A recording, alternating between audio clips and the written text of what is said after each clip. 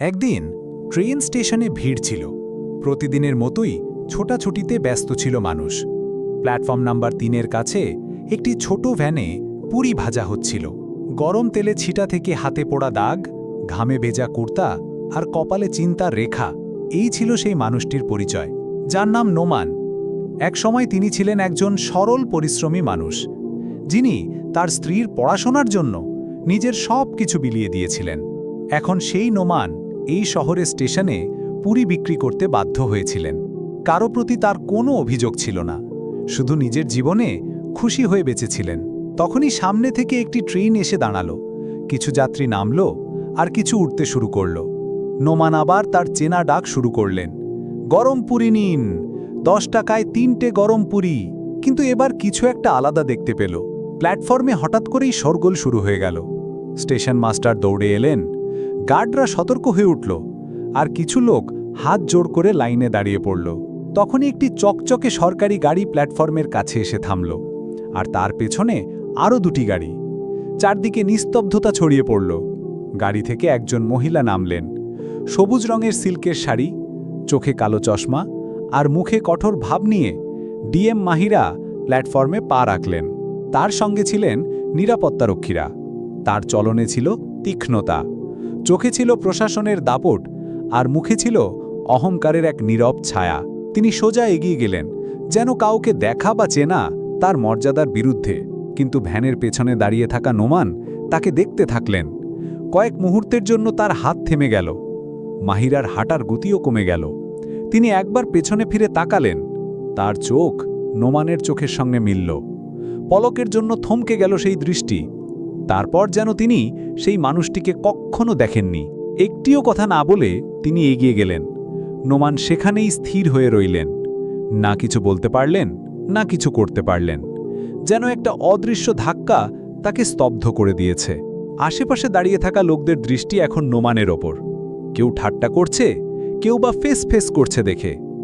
মনে হচ্ছে ম্যাডাম আর ওকে চেনে না। এই পুরি বিক্রেতা কি ডিএমের স্বামী?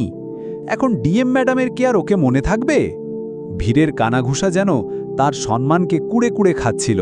তখনই 2জন পুলিশ সেখানে এসে হাজির হল। কোনো কথা না বলে সরাসরি প্রশ্ন করল, তুই নোমান? তিনি হ্যাঁ বলতেই তারা বলল, চুপচাপ চল, তোর বিরুদ্ধে অভিযোগ আছে। স্টেশনে অবৈধ ভ্যান বসানো, ময়লা ফেলা আর অফিসারদের সামনে ঝামেলা করার অভিযোগ। নোমান কিছুই বুঝতে পারলেন না। তিনি বললেন, আমি কি করেছি? কিন্তু তার কথা কেউ শুনল না। তাকে টেনে হিঁচড়ে থানায় নিয়ে যাওয়া হলো। থানায় তাকে মাটিতে বসিয়ে দেওয়া হলো। একজন ইন্সপেক্টর ধমক দিয়ে জিজ্ঞেস করল, বড় এসেছিস বিএমের স্বামী হয়ে? ডিএম ম্যাডাম নিজেই বলেছেন একে ভালো করে শিক্ষা দাও। নোমানের চোখ বিস্ফারিত হয়ে গেল। আমি মাহিরার স্বামী? আমি কি করেছি? কিন্তু তার কথা শেষ হবার আগেই তার পিঠে একটা লাঠির আঘাত পড়ল। হাসির শব্দে থানা ভরে গেল। আরে শোন, পুরি বিক্রেতা বলছে সে ডিএমের স্বামী। তোর চেহারা দেখেছিস আয়নায়? লাঠি, গালি আর তাচ্ছিল্য একসঙ্গে চলতে থাকল। নোমান চুপচাপ সব সহ্য করলেন। তার চোখে আর কান্না ছিল না, ছিল শুধু এক জমাট বাঁধা নীরবতা। সেখানে ছিল ক্ষত, অপমান আর একটা আগুন যা ভেতরে ভেতরে জ্বলতে শুরু করেছিল। সকালে কোনো চার্জ ছাড়াই তাকে থানা থেকে ছেড়ে দেওয়া হলো। তিনি সোজা কালেক্টরেটে পৌঁছলেন। গেটে নিরাপত্তা রক্ষীরা দাঁড়িয়েছিল। নোমান বললেন, আমি মাহিরার সঙ্গে দেখা করতে চাই, আমি তার স্বামী। গার্ড হেসে উঠল, আবার এসেছিস? কাল তোকে বোঝানো হয়নি, এখানে মজা চলে না। নোমানকে গেট থেকে বের করে দেওয়া হলো। অপমানের এই আগুনে পড়তে থাকা নোমান এবার আর চুপ করে বসে থাকলেন না। তিনি একটি আরটিআই তথ্য অধিকার আইন ফর্ম পূরণ করলেন। জেলা প্রশাসক, মাহিরা কি বিবাহিত? যদি হ্যাঁ, তাহলে তার স্বামীর নাম কি? সঙ্গে জুড়ে দিলেন তাদের বিয়ের ছবি, তার আধার কার্ড, গ্রাম পঞ্চায়েত থেকে নেওয়া প্রমাণপত্র আর গ্রামবাসীর কাবিননামা। কয়েকদিনের মধ্যেই এই ফাইলটি মাহিরার অফিসে পৌঁছল। মাহিরা ফর্মটি দেখলেন, পড়লেন এবং রাগে তা ছিঁড়ে ফেলে বললেন যে এটা পাঠিয়েছে তাকে এমন শিক্ষা দাও যেন কোনো কথা বাইরে না যায়। কিন্তু এদিকে নোমানও চুপ করে বসে থাকলেন না। একজন স্থানীয় জার্নালিস্ট তাকে খুঁজে বের করলেন।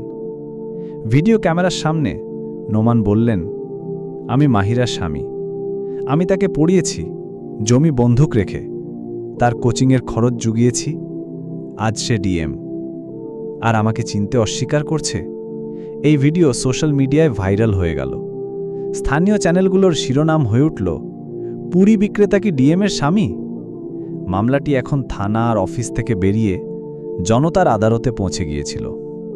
নোমান জেলা কোর্টে একটি আবেদন দায়ের করলেন, আমি ডিএম মাহিরার স্বামী, আমার কাছে সব প্রমাণ আছে। যদি কোনো অফিসারকে এটা মিথ্যে মনে হয়, তাহলে এটা আমার সামাজিক, আইনি এবং ব্যক্তিগত পরিচয়ের অপমান। কোর্ট শুনানির জন্য তারিখ নির্ধারণ করল, আর এই খবর মিডিয়ায় পৌঁছাতেই পুরো বিষয়টি আরও বড় হয়ে গেল। কোর্টের প্রথম শুনানির দিন মাহিরার পক্ষে 4 জন নামকরা উকিল এলেন, আর নোমান একা দাঁড়িয়েছিলেন। একটি পুরনো ফাইল, কিছু কাগজ আর তাদের বিয়ের ছবি নিয়ে। বিচারক জিজ্ঞেস করলেন, কোন অধিকারে তুমি দাবি করছো যে তুমি মাহিরার স্বামী? নোমান চুপচাপ ছবিটি বিচারকের সামনে রাখলেন। তারপর একে একে রেজিস্ট্রেশন পেপার, গ্রামের চেয়ারম্যানের প্রমাণপত্র আর মাহিরার লেখা পুরনো চিঠিগুলো জমা দিলেন। মাহিরার উকিলরা অনেক চেষ্টা করলেন প্রমাণগুলোকে জাল প্রমাণ করার, কিন্তু যখন কোর্ট সাক্ষীদের ডাকল, গ্রামের চেয়ারম্যান, কাজী, পুরনো শিক্ষক আর কোচিং সেন্টারের পরিচালক, তখন একে একে সত্য প্রকাশ পেতে শুরু করল। সবাই সাক্ষ্য দিল যে মাহিরার সঙ্গে নোমানের বিয়ে যথাযথভাবেই হয়েছিল এবং নোমান মাহিরার পড়াশোনার জন্য সবকিছু বিক্রি করে দিয়েছিলেন।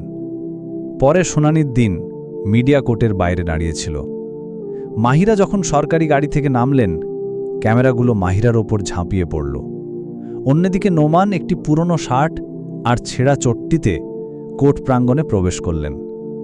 কিন্তু নোমানের চলনে এখন আর ভয় ছিল না, ছিল আত্মবিশ্বাস। বিচারক রায় ঘোষণার দিন বললেন, এটা প্রমাণিত যে মাহিরা এবং নোমানের বিয়ে হয়েছিল। মাহিরা ইচ্ছাকৃতভাবে তার স্বামীর পরিচয় লুকিয়ে একজন সৎ মানুষের সম্মানহানি করেছেন। সেই সন্ধ্যায় নোমান আবার তার ভ্যানের পেছনে বসলেন। পুরীবাস ছিলেন, কিন্তু এখন তার মুখে আর কোনো বিষণ্ণতা ছিল না। তার চারপাশে কোনো গার্ড নেই, কোনো গাড়ি নেই, কোনো অফিসার নেই, শুধু সেই চুলা, সেই ভ্যান আর সেই প্ল্যাটফর্ম। কিন্তু এখন প্রতিটি আসা যাওয়া করা মানুষ তাকে সম্মানের চোখে দেখছিল। স্টেশনের একজন মানুষ চুপচাপ তার কাছে এসে বলল, নোমান ভাই, আপনার মতো মানুষই প্রশাসনের মুখোশ খুলে দিতে পারে। নোমান কিছু না বলে তার প্লেটে একটি গরম পুরি রাখলেন আর শান্তভাবে বললেন, গরম আছে বন্ধুরা। আমি আশা করছি যে এই গল্পটি আপনাদের পছন্দ হয়েছে, তাই ভিডিওতে একটি লাইক দিয়ে চ্যানেলটি সাবস্ক্রাইব করুন।